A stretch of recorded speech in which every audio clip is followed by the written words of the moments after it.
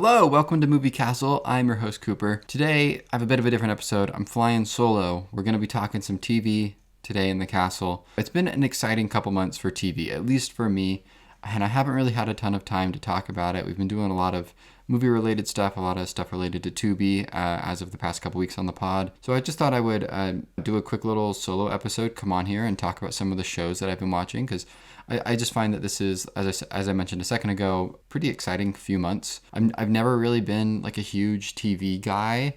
Like a lot of shows that I do watch have all had new seasons come out starting back in August of last year, but there's been a big wave of them, specifically starting in March and April. I'm just going to go through them, talk about where they're at in their seasons currently and how I'm feeling about them and what I like and what I don't like. And I think I have a bit of and then nothing here that I would say that I'm super frustrated with. I mean, there's things I'm frustrated with, but there's nothing that I'm like completely out on as of recent.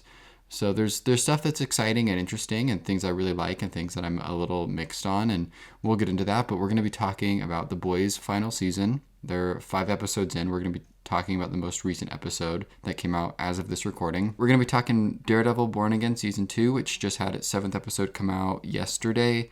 We're going to be talking Euphoria Season 3, which is on its 3rd episode. And then we'll be talking about Invincible Season 4, which just wrapped up a week ago. Yeah, I think I'll probably throw some footage of me playing Spider-Man PS5 over this just to have something sort of visually going in the background to keep the mind a little occupied while I ramble on about some of the shows that I've been watching as of recent. We'll just get into it. I'm going to be spoiling all of these shows, the entire series, and where they're up to at this point in their seasons. So if you're not interested in one of these or haven't caught up yet, feel free to skip around and, listen to a different segment of the episode.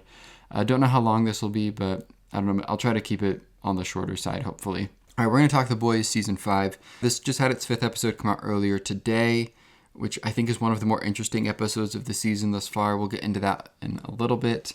Broadly speaking, I would say that I am enjoying this season, but I'm not wowed by it. It seems just pretty standard. This is your final season, and it doesn't seem to be like really kicking me in the teeth the way that I would hope it would. There's still 3 more episodes left, and maybe they'll totally rock. But it's just been like solid and fine thus far. I thought the first episodes were okay. I liked episodes 3 and 4 a little bit more. It's a totally fine season of television thus far, which I think is kind of the issue. There's a bit of, it doesn't feel like a final season, and that's kind of my gripe with it at the moment. I feel like a lack of urgency within the show. But this season follows a Homelander who is trying to find the first iteration of the Gen V drug, which gives the superheroes their powers in this universe. If he finds the first generation of it, he'll be immortal, and if he's immortal, everyone has pretty much lost. The world is over. We're following the boys as they are trying to find this drug and beat him to it before he gets to it. So that's kind of the general setup of the season thus far. But just like the way that the season feels and is written does not feel super urgent or dire, even though it is. It's an interesting thing. Episode 5, though, that just came out today is the most unique episode of the season thus far. It's various perspectives of different characters. It's about 5 different segments with various characters within the Boys TV show, and we're just sort of seeing their perspective throughout the course of a day. And it's an interesting lens to tell a story through, I would say, especially for this show. I think the first one we do is with Firecracker. I kind of thought the whole episode was going to revolve around Firecracker, which I guess would have been okay. I don't know if that's really what I would want from an episode of this show at this late in the game. Her story kind of revolves around a moral conflict she has with the religion that Homelander is starting and how it is affecting her actual religion and her churches that are kind of being fucked with down in Orlando in the Daytona area. An area that I love of the country. So I don't know, I felt for her a little bit, even though she's a terrible person. That stuff was okay. That's not a character we've really spent a ton of time looking at. She's more of a side character, so that was okay. I don't really feel any sympathy for her, as I don't think she's a character that deserves any sort of sympathy. But there was a really nice conversation between her and I think her pastor in a diner that I think is one of the smarter conversations the show has had. And that one was all right. And then the next one was a segment dedicated to Black Noir, and that one was all right too. That one kind of reminded me of Wonder Man a little bit. It's a superhero who wants to be an actor, and it was okay. It's interesting to see like this tonal change and what they're doing with Black Noir, who's kind of a character they've never really done much of anything with. So that was unique to see this new version of the character who's like wants to be an actor, wants to be on Broadway, and really doesn't like working with the Seven. I think the gnarliest stuff in the episode, well, there's a couple gnarly things in this episode, but I think one of the gnarlier parts of the episode is a part of this segment involving a director, which is actually, I think, a more interesting, another conversation point of this season. I think it feels a little tame compared to the other seasons. Now, again, there's 3 more episodes, and this could totally change. I feel like starting with like maybe season 3, and then in season 4, it was like we're going to continue to up the ante with how gross this show gets and how gnarly it gets. And I feel like that was one of the big criticisms of season 4, especially of it being more shock value than anything. I don't really fall into that camp. I'm not too bothered by how gross the show gets and how that ties in with its larger narrative. That's never been an issue for me, but it seems like that was an issue for a lot of people. That said, I feel like maybe they heard that criticism and this show has kind of dialed it down. It's still gross in a lot of ways and still feels like The Boys, but it's not, we haven't had any like hero-gasm episodes or just anything super, super intense and super graphic. But it does still feel like the same show, so that's good. But I do wonder if that is something that has affected the show, that sort of criticism, and if how much that'll go throughout the next few episodes.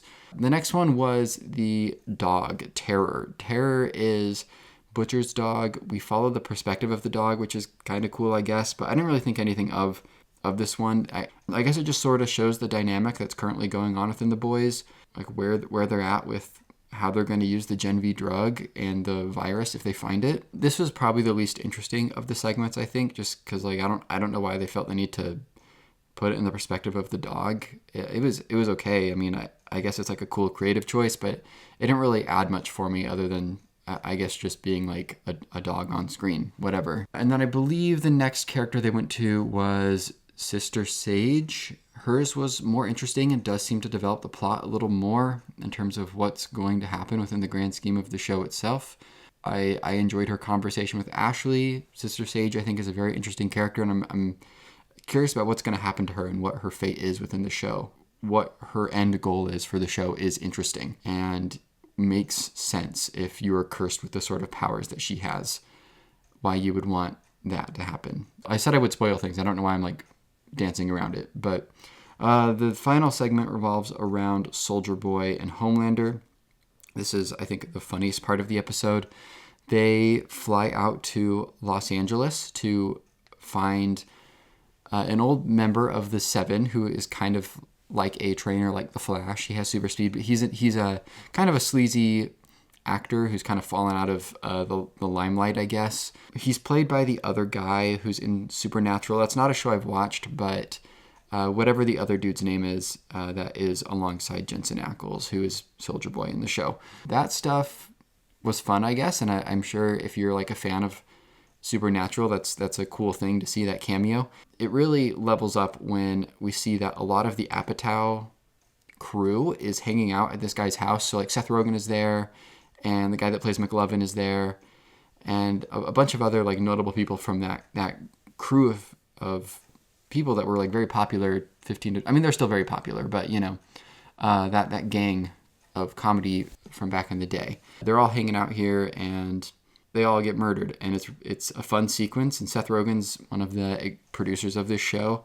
So I don't know, it was kind of cool to see his cameo, and there's fun inside baseball jokes about the state of Hollywood and various actors and whether or not they're starlighters or not, which is, I don't know, silly and maybe a little stupid, but something that I kind of enjoy regardless, just being like Channing Tatum is a starlighter or whatever, and maybe we're going to give up Michael Cera because he's a starlighter. I don't know. There's just fun stuff in that sequence that might annoy some people, but I kind of get down with. This episode, I think, is obviously interesting because they've never jumped perspectives like this before.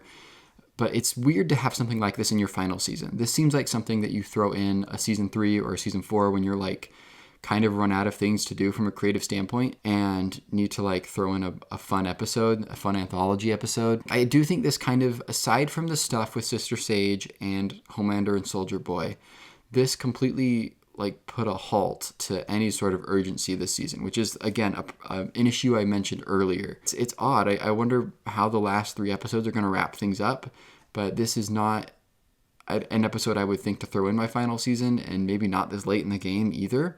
I also wouldn't want to throw it in the first half of my season either, so maybe this is the perfect placement for it. I'm not sure. That's kind of the big issue with this season for me at this point. But again, I'm enjoying it still. I just don't know where it's going to fall in my ranking of the show once it's done. And then the episode ends on a character death, and that was all right. I guess it was kind of expected in the moment. I don't know. It was interesting to have that happen. I've been very curious about how they're going to deal with the character that gets killed off. So interesting to see Anthony Starr killing it as usual, just eating up the scenery with every scene as Homelander.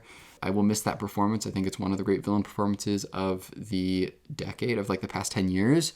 If you're not a fan of The Boys, you're not going to like this season. Nothing's going to change. And if you're a fan of the show, I think you'll continue to still like it. So that's about where I stand on The Boys Season 5 as of this point. I'm excited to see how crazy the last couple episodes get. I don't know, maybe I'll do another update for The Boys later. All right, Daredevil Born Again Season 2 just had its 7th episode air last night.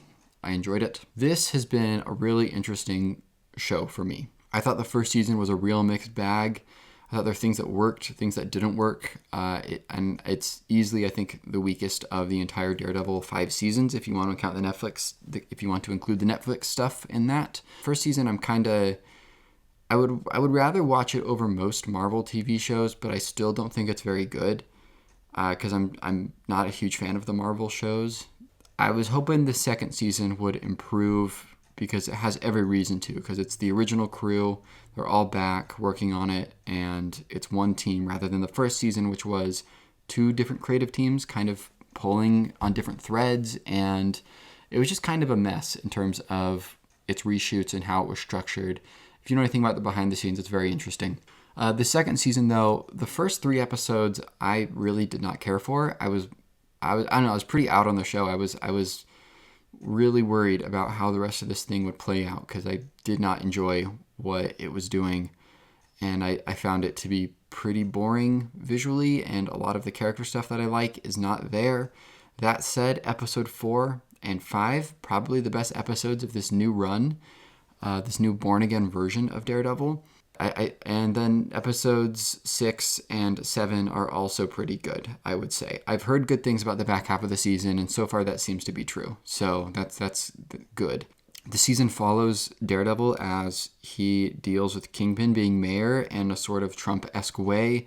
He has his Punisher agents out on the street rounding up superheroes. It's very true to real life, America's current political climate. The show is starting to get back to what I like about it, which is Daredevil being a character who has really messy morals and is a very broken man. And I think that Daredevil is a character that you're really allowed to get in the weeds with in terms of his ideologies and how he feels about the world.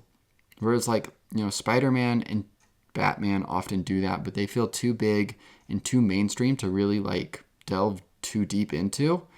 And Daredevil is not that. Daredevil is a mainstream character, but not so iconic that he feels untouchable in the way that I feel that Batman and Spider-Man are. Characters I love, by the way. So yeah, I don't know. The more recent episodes have been getting into that sort of stuff, and I'm not a religious person, but I love Matt at the church and his relationship to religion, because I often again feel that that's something that is, I don't know, not really touched upon in comics these days, just because of the nature of how those stories are told. So that's something that I like about the show thus far. And the choice to kill off Vanessa is, I think, very smart. A good direction to put Kingpin in. All of the stuff with Matt and Kingpin I find very interesting. And all the stuff with Matt and Bullseye I also find very interesting. That stuff is what the show needs to be at all times.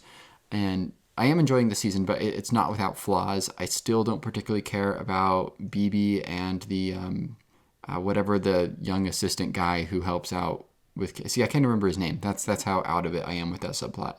BB is a journalist who is Ben Elrix.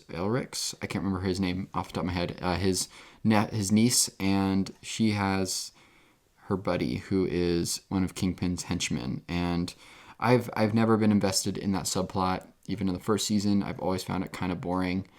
It's just not what I'm there for at all. I don't find those side characters interesting, which is unfortunate.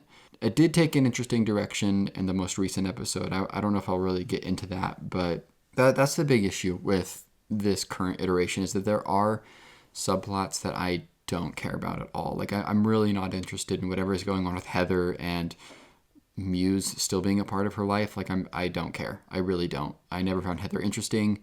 I never found Muse that interesting. But all the stuff with Daredevil is good, and all the stuff with Bullseye is good. So it is still not perfect, and I'm not totally in love with the season, but it's all right thus far. I'm hoping, I don't know, we kind of know the ending. It kind of got spoiled by the actor who plays Luke Cage, Mike Coulter. I'm not going to get into that if you don't already know, but I guess the direction they're going in makes sense. I liked this most recent episode, and it's the trial aspects of it. All the trial stuff is really cool. Karen's been okay this season. I feel like there's a couple moments where they've completely changed how her character is written, and she would never act the way that she does. There's a scene in episode 6 where Matt and Karen are arguing, and it's like, it seems like they forgot how to write her character. So that's kind of unfortunate. But Jessica Jones is in this season. They're starting to integrate the Defender characters. That's another thing that's been spoiled about the next season of Daredevil, is that the Defenders are back. I feel comfortable spoiling that, I guess, because that's, I think, been pretty widespread at this point if you're in the know about this show. That's fine. I like those characters. I like the actors that play them. I was pretty mixed on a lot of the shows. I enjoy the first season of Jessica Jones, but I didn't really watch the rest of the show. Luke Cage was okay, the parts of it that I saw, and I think I watched the first season of Iron Fist. I didn't really care for it. Defenders was okay too. I don't know. It's cool that they're bringing all the Netflix people back, but it's not something that I need in my life. I'm not a ride or die for those other characters outside of Daredevil. Jessica Jones has been fine this season. There's a couple scenes where I think the dialogue feels a little weird and funny. I didn't know she had a kid, so that kind of was a little confusing to me. It's cool to see her back. I don't need it, but it's appreciated and okay. I don't know. It'll be interesting to see what they do with those characters going forward. Overall, I would say it's an enjoyable season, and again, one of the better Marvel projects on the TV front. I'm excited for season 3. I'm interested in the direction they're going in, and I do wonder what the larger Marvel consequences of this will be. Will this show have any sort of consequences on any other show? I don't know, because, the state of Marvel is so weird right now with how things are interconnected and how they're not interconnected, and they've really laid back on the shows. So I do wonder if the effects of Daredevil, which do seem pretty big within the city of New York, will probably not be felt anywhere else. I don't know if they'll be felt in Spider-Man, which is, I think, the only place where something like this could leak through. So, and I guess maybe the Punisher special presentation in a couple months. But light recommendation for Daredevil. First couple episodes are rough. The latter half of the season, though, pretty good, is what I would say, generally speaking. All right, we're going to talk about a real controversial show now. We're going to be talking some Euphoria season 3. This is on its 3rd episode. I would say that, generally speaking, I'm a fan of the first 2 seasons of Euphoria. I know there's a lot of hatred towards the show and towards Sam Levinson. I think some of that is valid. A lot of the hatred towards Sam Levinson is valid, but I think people are a little mean to the show sometimes. I don't know. I'm not a Euphoria diehard, but I might be the only person that I've seen, at least, that rewatched the first 2 seasons before this new one came out, because I haven't really seen or engaged with Euphoria since early 2022 when that second season came out, which I think most people haven't. So I wanted the old seasons to be fresh on my mind going into this new season, because I feel it is hard to have a real nuanced conversation about Euphoria, this new season at least, and the show more broadly speaking, without having rewatched or recently seen the previous seasons of the show. Just because we forget, and I think I see a lot of conversations online about the show, and I can just tell people haven't thought about Euphoria in 4 years, which is fine. You don't have to. But I do think it makes for a better conversation if you have seen the whole picture rather than just leaving it in your past, I guess, as an old memory. So this new season follows Rue as it's been a few years since high school, and Rue is now working with Lori, who is a drug dealer, and she has met a new person in the crime world named Alamo, who runs some strip clubs and seems like kind of a sketchy guy, but seems like she's in a better place with Alamo than maybe she is with Lori, who she owes a ton of money to. And on the other side of things, you have Nate and Cassie, who are getting married. Nate's in some debt, and Cassie is trying to help pay for this wedding via OnlyFans. Maddie's in the picture. She's re-entered Cassie's life, and Jules is kind of just hanging out in Los Angeles being a sugar baby. So a bunch of different things going on here. Not all of it works. So on this rewatch, I don't know. I would say that season 1, I think, is still really good. I think it's a very interesting look and hyper exaggeration of Gen Z and how we engage with the internet and how, I don't know, our attitudes towards the world and things like addiction and relationships.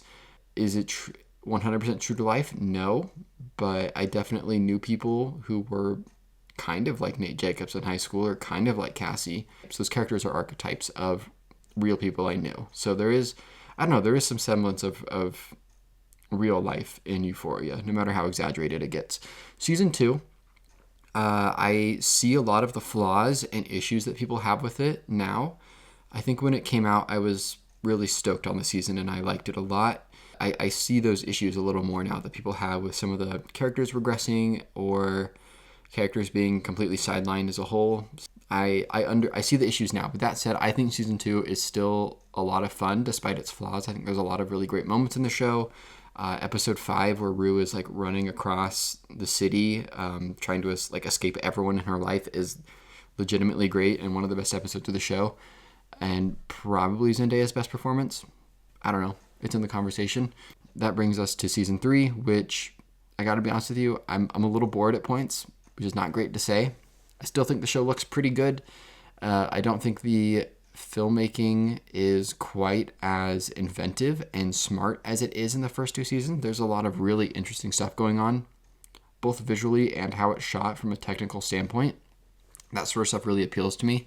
But this season just looks pretty and doesn't really seem to have as many like holy shit, they're doing that with the camera type of stuff. At least for me, it is a mixed bag, I think, and is just kind of okay right now, I think, is where I'm falling on it.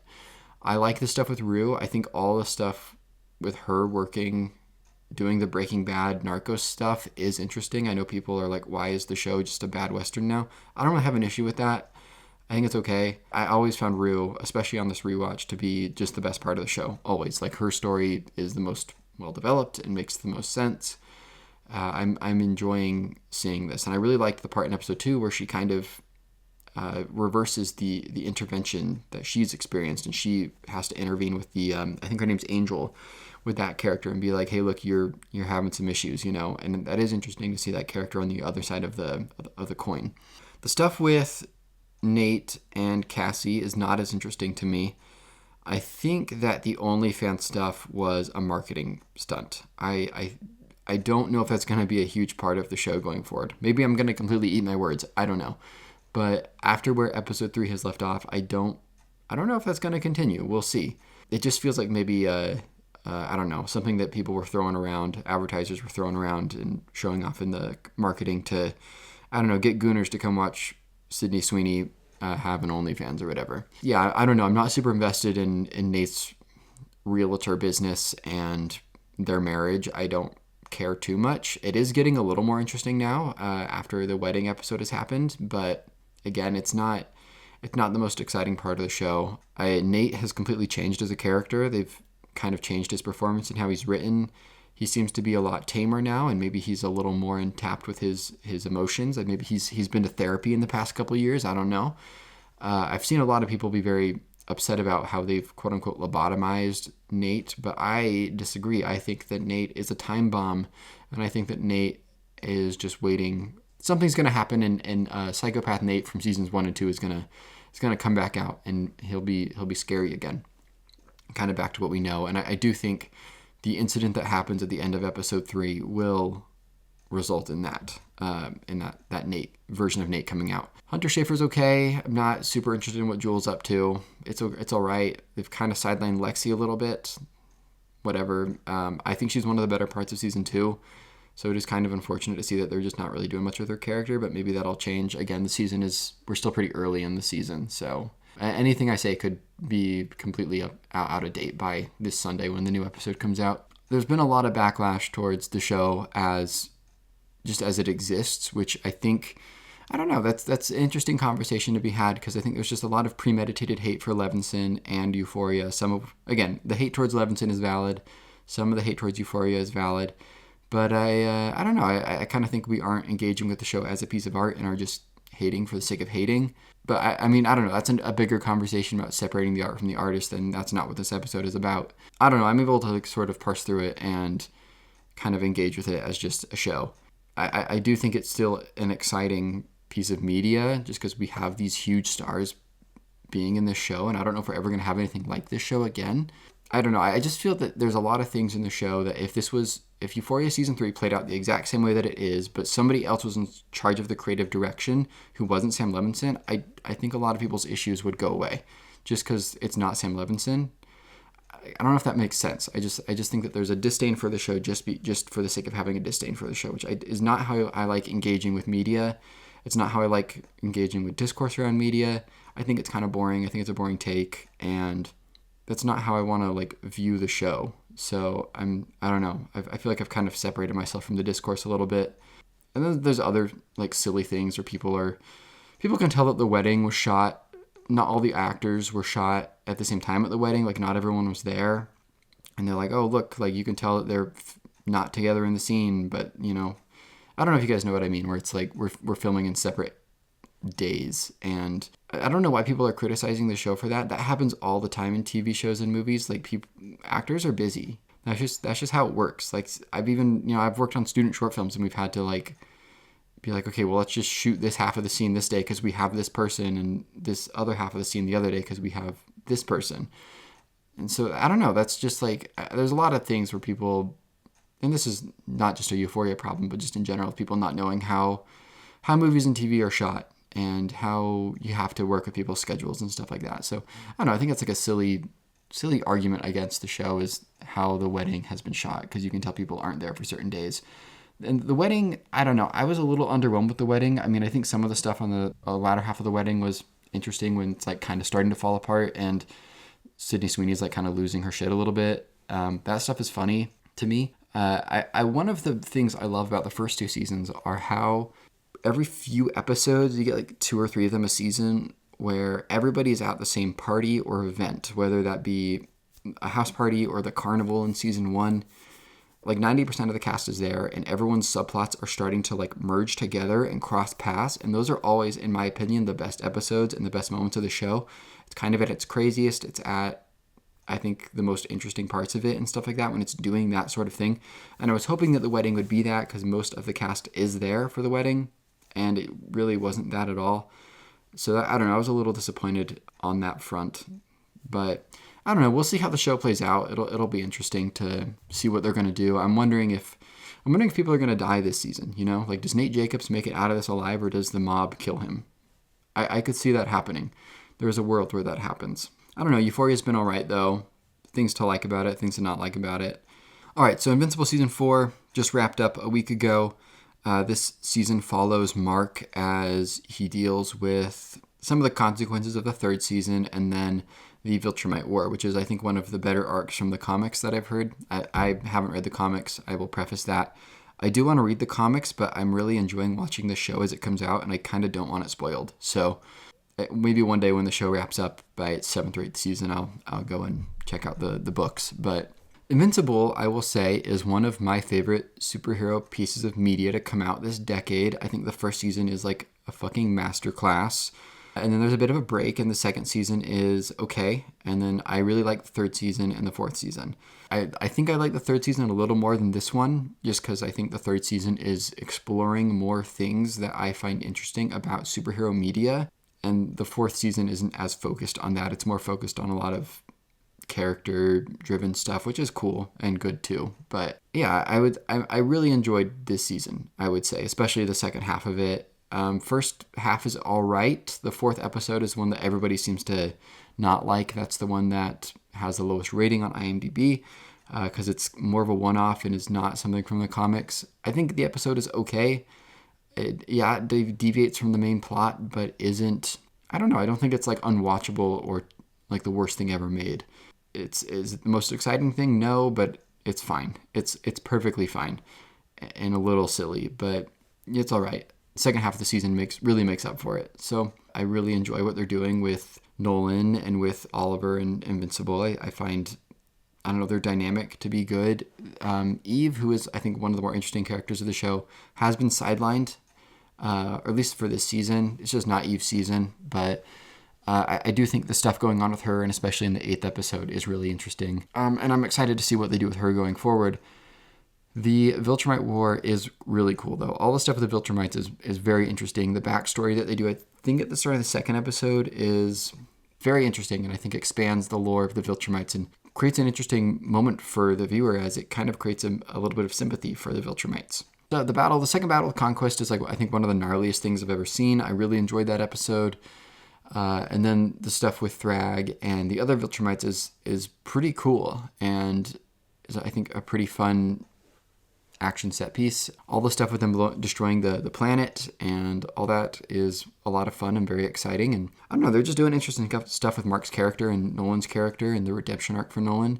I really like where the season leaves off with Nolan and Debbie having to go into space together. That stuff is all very interesting. I hope she doesn't forgive him. I don't think that's the move. I don't know what direction they're going to take that, though. Alan's cool. Alan is still very consistent and rad. Who's the other character that's with them? Tech Jacket. I can't remember if this character was in season 3. I have no memory of this character. I think maybe they were in season 3, but I was a little confused by why they were there. It was just like, we need another person, so we're going to have this character go with us. Nothing super interesting going on there. I know that it's like a gender swap. I don't care about that. She's voiced by Zoe Deutsch, who is one of my gals. I'm a huge fan of hers. Like, more work for her, but Tech Jacket never really did much for me. She was just kind of there, and I was surprised that she made it out alive. So the finale, though, is mostly an epilogue, and I like it a lot. I think it's very interesting, and I think the way that it explores PTSD and mental health is something that is underrated in superhero storytelling. I think should be a larger part of it, because of like what superheroes have to do as a job is very scary and very traumatic. So I do enjoy Mark just kind of meeting up with people and having like really awful visions. And I don't know, there's a lot of great character moments between Mark and Eve and Mark and Cecil and Nolan and Debbie. And I don't know, it's just, I really think it's strong character writing. And then the final scene of the season between Mark and Thrag is very exciting, and I think leaves the show off in a really great place. It's very haunting and very cool, and I like where the show is headed. The final scene of the finale, I think, like really makes the episode, or one of the better episodes of the show. So I don't know, the animation, I think the animation is fine. People really don't like the animation in the show. I think it's okay. It's passable. You know, I think there's worse things out there, and sure, could it be better? Yeah. But I don't know, it reminds me of the shows that I would grow up watching, which didn't always have the best animation. And I would rather have the show on a yearly basis rather than have to wait a couple years for a new season, because they're, perfecting the animation. I don't really know how their budget works, but they definitely could stop getting notable celebrity voice actors to come voice characters, because you could, put that money somewhere else. But I don't know if that's how that show's budget works, if the voice acting money goes towards the animation at all. I don't know. I think people like to point out little moments in the show that do have rougher or lazier animation and act like the whole show looks like that. But if like 5% of the episode looks bad and 95% of it is passable, that what, I don't understand what the complaint is. Like, why are we pointing out the couple moments that are a little spotty when the rest of the episode is perfectly fine? I just think it's silly.